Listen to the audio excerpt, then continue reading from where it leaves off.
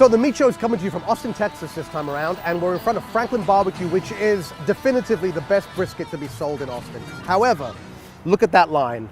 It's about a 4-hour line. Say you're in town and you only have 2 or 3 hours to kill. What I'm going to show you is a tour of the history of Austin barbecue, dating back to the 1940s and then going through to the modern era. Here are 3 great alternatives to waiting in line at Franklin Barbecue. We're going to go up to Ironworks, circa 1978. Then we're going to go up to La Barbecue, which is the closest thing to Franklin because it's really new school barbecue. And finally, we're going to go to House Park Barbecue, which was established in 1943.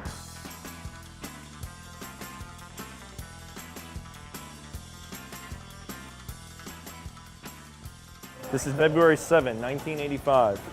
This is being developed across the street. That'll be, by the time you come back, it'll be 3 more towers here. Wow. This is my favorite picture that I've taken of this place. Oh, cool. It was just perfect. I think this was probably 9 years ago. Yeah. Right, this place has really changed in that time. Right? Oh, yeah. The biggest change for us in our business was when they built the convention center next door. That completely changed the makeup of our customer base from local politicians who worked at the Capitol, local police and lawyers. All of the sudden now with South by Southwest, we see repeat people from all over the world. That's a big thing though, because you see what's going on over here, like people are just getting pushed out, right? Oh yeah, yeah, and if it wasn't for the historical significance of this, we probably would have been pushed out already too. Are you grandfathered in for certain things? Yeah, it is designated as a historic structure just because of the significance of the actual old ironworking that was done here. You've been here how many years? 38. 38 years. Yeah, so I like to tell people we used to be the tallest building down here. So this is actually the first place that I ate real Texas barbecue. And I've been to hundreds of places now in Texas, but this place always has like a special place in my heart because it really was where I lost my virginity. Alrighty, 1 sampler. Wow, this looks amazing. Thank you very much. Sir, thank you. I'm gonna go eat this. I might even tell you about it. So here we are with this magnificent looking pit plate in front of me. We've got the brisket, we've got the sausage, and you also have this back rib. This is actually from a much more expensive cut of meat than brisket and sausage come from. Beef back ribs are really like baby back ribs. And it has really all of those positive traits. It's very tender, it's very sweet. It's really prime rib, but barbecued. Ironworks is the only place that I know that has these on the menu all year long. Fortunately, it's still here. And this is actually one reason to come to Ironworks above any other barbecue restaurant, because you can get this cut. When you're buying by the pound, a lot of the places don't even traditionally have sides. And these sort of play off very well with the meat, and it really provides a full meal. This is really like a working man's barbecue joint. It's kind of what you expect it to be. You see that like the SWAT team is in here, construction workers from across the street are sitting here. It's not what the new school places are, which are really dedicated solely to the actual food. This has much more of a neighborhood feel to it. So from a traditional Texas barbecue joint, we are now going to venture to a food truck which serves a very modern incarnation of barbecue.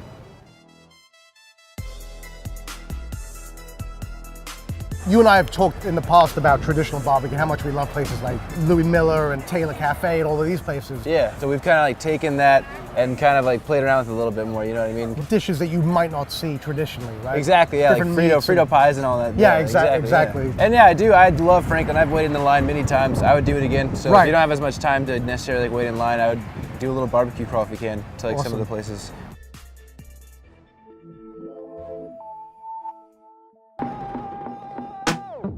So here you can see the modern influence. We're looking at a pan-regional plate of food here. We have pulled pork, which is traditional to the South, and especially Memphis and the Carolinas.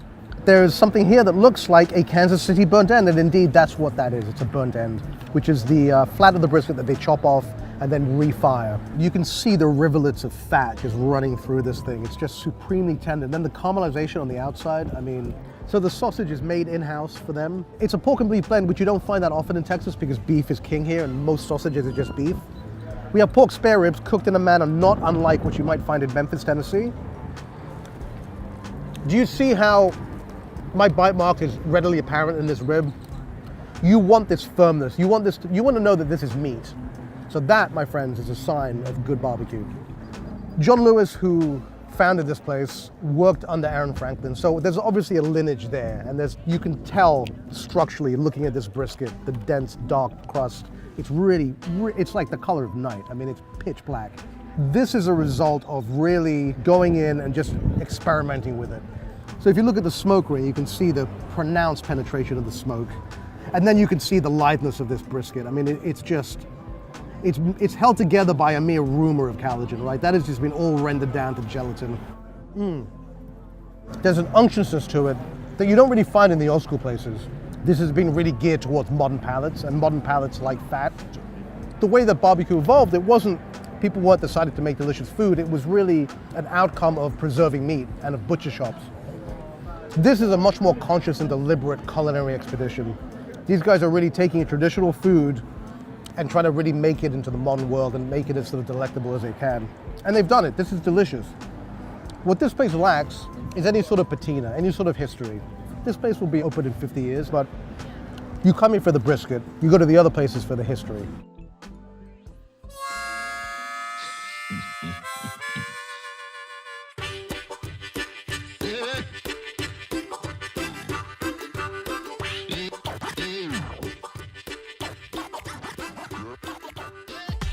So this is our ironic pit room. No smoking. So no smoking at all. So this is a real bona fide piece of Austin history right here. You couldn't do this in a modern way. No way. You're not going to get anything like this anywhere else in Austin. You cannot cook barbecue the way we're, I guess, illegally allowed to cook it. So you guys have been doing it longer than anyone. Tell me how you feel about the sort of explosion of barbecue now, where it's become this very sort of trendy thing. We mentioned Aaron before, Aaron Franklin. You're going there for the beef, but you're not going there for the culture in the same way, right? Absolutely. I mean, I'd be lying if I said I'm not envious of Franklin. But in my opinion, no true Texan should ever wait more than 5 minutes for a good plate of barbecue. If we got all this good barbecue here and you're doing that, you failed the Texas IQ test. That's the video we're doing, right? There you go. That is our mixed plate. It's our special on Fridays. And what you got here is brisket and sausage. Super. Thank you so much. I can't wait to eat this. Thank you. Thanks for watching. I'm stopping the video here because we actually did a full episode just focused on House Park Barbecue a few weeks ago. To watch that, click here now.